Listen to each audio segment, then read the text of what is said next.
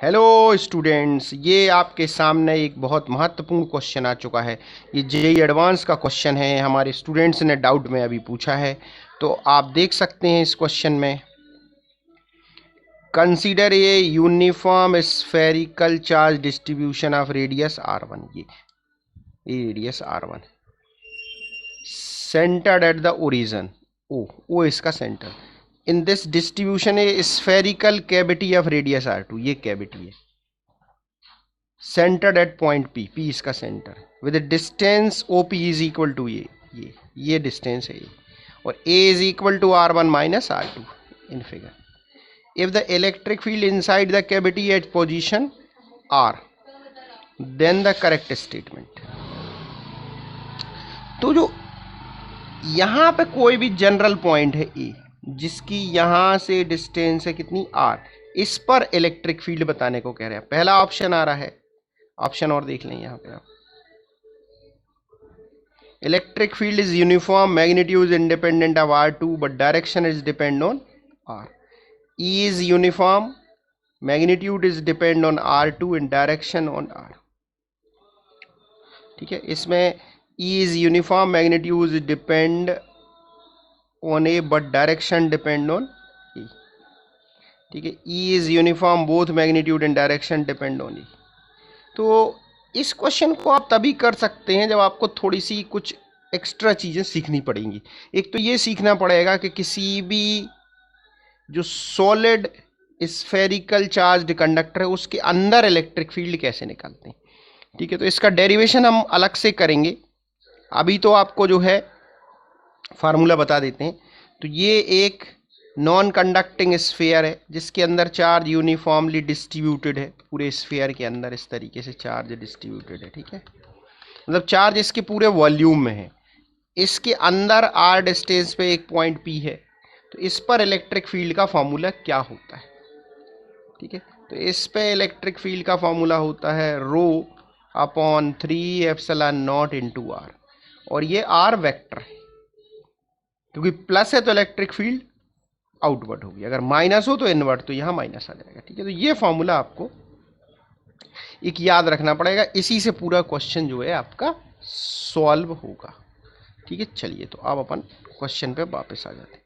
तो ये अपना एक स्फीयर है, आप देख रहे हैं। ये जो एक कैविटी है, कैविटी के अंदर यहाँ एक पॉइंट है, इस पर आपको इलेक्ट्रिक फील्ड निकालनी। ये डिस्टेंस है r। तो अब आप बहुत ध्यान से देखें कि इलेक्ट्रिक फील्ड ये पूरे स्फीयर से आप निकालेंगे इस पॉइंट पर। इस पॉइंट को मान लेते हैं ए। ठीक है, फिर ये जो कैविटी है ये खाली है, तो इससे जो इलेक्ट्रिक फील्ड होगी इस पॉइंट पे उसको माइनस करना पड़ेगा। तो यहां पर जो इलेक्ट्रिक फील्ड पॉइंट ए पर होगी वो एक्चुअल में ओ से जो इलेक्ट्रिक फील्ड होगी माइनस जो पी से इलेक्ट्रिक फील्ड होगी, ये आपको। ठीक है, तो ओ से इस पॉइंट पे इलेक्ट्रिक फील्ड होगी rho upon 3 epsilon not vector r minus ये इससे जो कैविटी निकाल दी इससे इलेक्ट्रिक फील्ड होगी कितनी, रो अपॉन 3 एप्सिलॉन नॉट ये डिस्टेंस। इस डिस्टेंस को अपन मान लेते हैं सपोज x, तो वेक्टर x। इसमें से rho upon 3 epsilon naught common आ जाएगा और यहाँ पे आ जाएगा वेक्टर r माइनस एक्स। अब ध्यान देना है आपको, ये डिस्टेंस है a, ये डिस्टेंस है a, ध्यान दें आप, और ये है x और ये है r। तो यहाँ पे आप देख सकते हैं ये एक वेक्टर, ये एक वेक्टर। तो vector a plus vector x is equal to vector r। यहां से आप निकाल सकते हैं vector a is equal to vector r minus x, यहां पुट कर देंगे। तो rho upon 3 epsilon not vector e।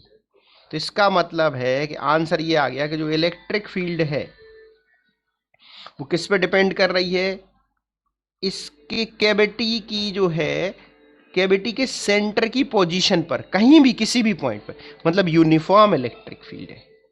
उसकी डायरेक्शन और मैग्नीट्यूड दोनों ही किस पे डिपेंड करते हैं, ए पर। ठीक है, तो इसका आंसर होगा इस क्वेश्चन का D, uniform both its magnitude and direction depend on.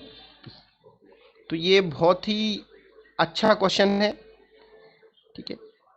आपको अगर इसमें कोई दिक्कत है समझने में, कोई समस्या है, तो आप बता सकते हैं। अब इसके आगे मैं आपको इसी क्वेश्चन में ये समझा रहा हूं कि किसी भी स्फीयर के अंदर इनसाइड कैसे इलेक्ट्रिक फील्ड निकालते हैं, जिन लोगों को ये आइडिया नहीं है। दूसरी चीज, जिन लोगों को नेगेटिव मेथड का आइडिया नहीं है, वो भी देखें आगे का वीडियो, दोनों लोगों के लिए फायदेमंद होगा,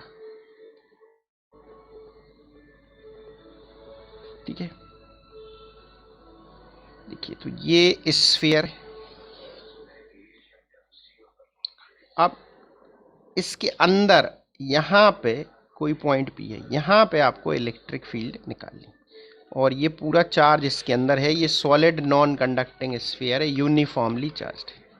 देखिए, पॉइंट पी पे जब आपको इलेक्ट्रिक फील्ड निकालनी, तो ये आपको एक गॉसियन सरफेस बनाना पड़ेगा। अब इसमें आपको गॉसियन सरफेस के अंदर मतलब ये वाला चार्ज लेना पड़ेगा, इनसाइड वाला चार्ज कितना है। तो इसके इनसाइड वाला चार्ज आपको कैलकुलेट करने के लिए इसको अपन मान लेते हैं क्यू डैश, ठीक है। टोटल चार्ज इस पे क्यू, या डेंसिटी मान लेते हैं रो, ठीक है। रो का मतलब यहाँ पे कहलाया, इसकी रेडियस है कैपिटल आर, तो रो का मतलब कहलाया q upon 4/3 pi are q, rho into ये छोटे वाले स्फीयर का वॉल्यूम 4/3 पाई आर क्यू। इतना चार्ज इसके अंदर है, छोटे वाले स्फीयर।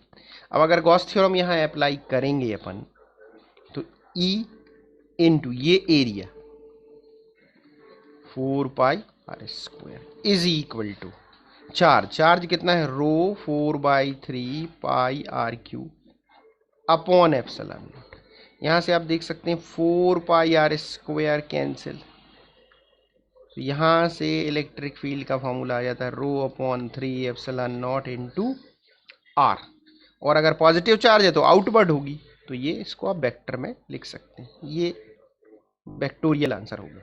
अगर इसमें आप Q की वैल्यू पुट कर दें, सॉरी रो की वैल्यू, तो 1/3 एप्सिलॉन नॉट, रो की वैल्यू होगी, यहां से रो की वैल्यू Q अपॉन 4π/3, ठीक है। और ये यहाँ R और यहाँ पे R Q, तो ये 3 से 3 कैंसिल आउट, तो आंसर आ जाएगा 1/4 epsilon not QR upon RQ। ये आंसर है।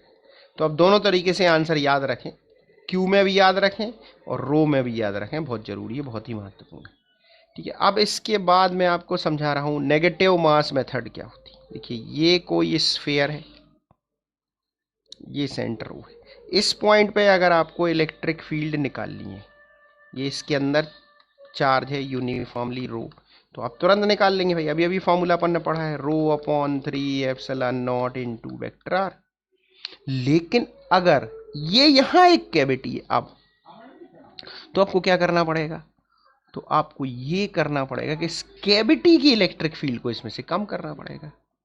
ये कैविटी की जो इलेक्ट्रिक फील्ड है इसमें से कम करना पड़ेगा, तो रो अपॉन 3 एप्सिलॉन नॉट, और ये डिस्टेंस आप इसकी मान लें x, तो यहाँ x आ जाएगा। बस फिर तो कोई दिक्कत नहीं है, फिर तो आपको सीधा ये वेक्टर लगाना है। ये डिस्टेंस a है, ये वेक्टर a, ये x और ये है r, तो vector a is equal to, देखिए vector a plus x is equal to r। इससे सॉल्व करके कर सकते हैं जो मैंने आपको बताया। चलिए, थैंक यू। कुछ भी आपको और डाउट हो आप पूछे, दोबारा हम फिर से ट्राई करेंगे।